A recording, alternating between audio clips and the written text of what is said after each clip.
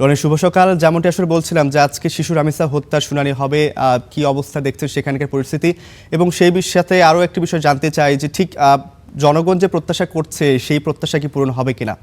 আজকে রামিসা হত্যা মামলার চার্জ গঠন, যেটাকে আমরা অভিযোগ গঠনের শুনানি আজকে হয়ে এটা বিচারের দিকে যাবে।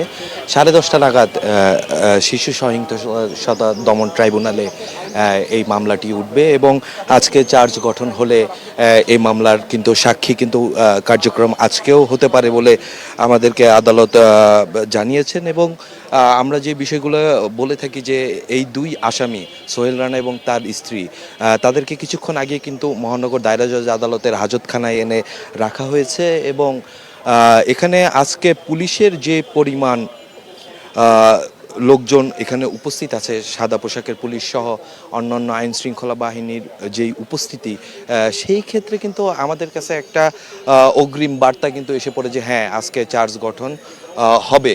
ঠিক এরকম ধারণা নিয়েই কিন্তু আপনার মহানগর দায়রা জজ আদালতের যে বেষ্টনী এরিয়া সহ নানা দিক থেকে কিন্তু পুলিশ এই জায়গাটিকে স্কট করে রেখেছে এবং আমরাও ঠিক পুলিশের খুব কাছাকাছি যেতে পারছি না।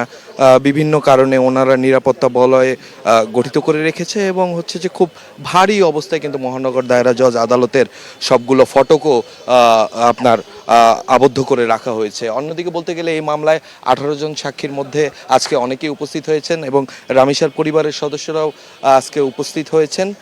10:30 নাগাদ এই আদালতে বিচারটি শুরু হবে এবং বিচারটি শুরু হওয়ার পরে আজকে অভিযোগ গঠন হয়ে গেলে বিচারিক কার্যক্রম শুরু হবে এবং সাক্ষী নেওয়ার বিষয়গুলো চলে আসবে।